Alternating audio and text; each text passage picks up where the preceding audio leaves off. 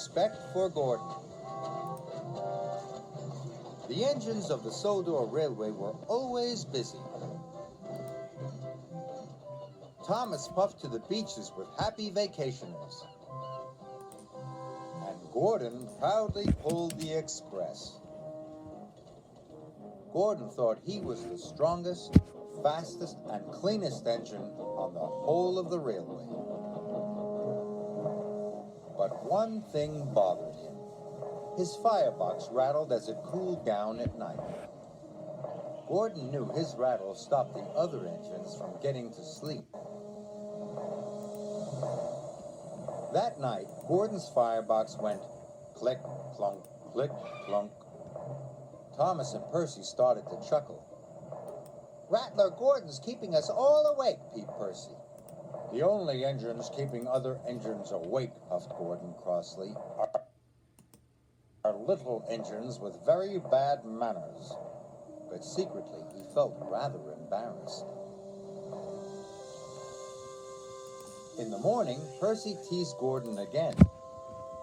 "Rattlebox is awake at last," he puffed out loud. Gordon ignored Percy. He did not like being called names.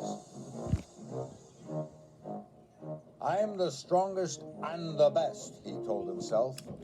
"Strongest and best, strongest and best, cleanest and fastest, and would remember to nap cross into number one." Gordon told his friends, "Hi," huffed Gordon grandly. "I'm the strongest and the best." He steamed away. "You can toot at him if you like," wheezed Emily, "but I'm not going to." Gordon steamed across the island. He felt very pleased with himself. He was sure the other engines would forget his clunk click and treat him properly now. He saw Emily coming. Listened for her toot-toot. But Emily didn't toot at all. This made Gordon very cross. He was so cross that he didn't see the signal telling him to stop. And he didn't see the goods train ahead until it was too late.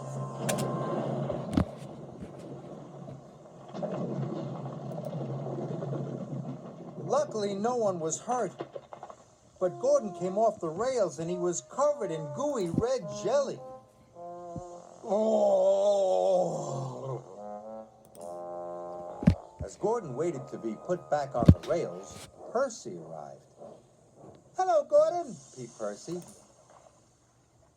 "I see you're not the cleanest engine anymore." Then James puffed up. "I don't think you'll be pulling the express for a while, Gordon," joked James. Finally, Thomas arrived. "Gordon's a mess, Gordon's a mess. He's the largest and jelliest," puffed Thomas cheekily. At last, Gordon was back on the rails. He felt very foolish indeed. Edward pushed him to the fitter's yard.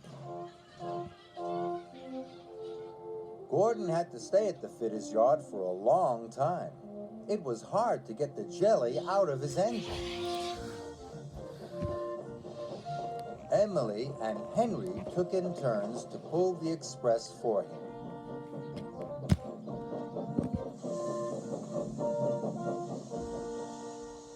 One evening at Tidmouth Sheds, Henry huffed, "It's hard work pulling the express." "Yes," agreed Emily. "Gordon must be very strong to pull the express so fast." "I miss Gordon," peeped Percy. "I miss having his rattle to go to sleep by." Gordon knew the other engines were pulling the express for him. "Thank goodness for Emily and Henry," he thought. "I'm sure they're doing a very good job."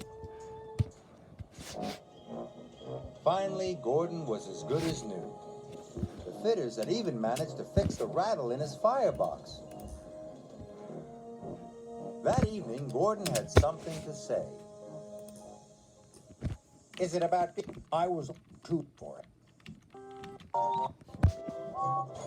for all the hard work they do on Sir Topham Hatt's Railway.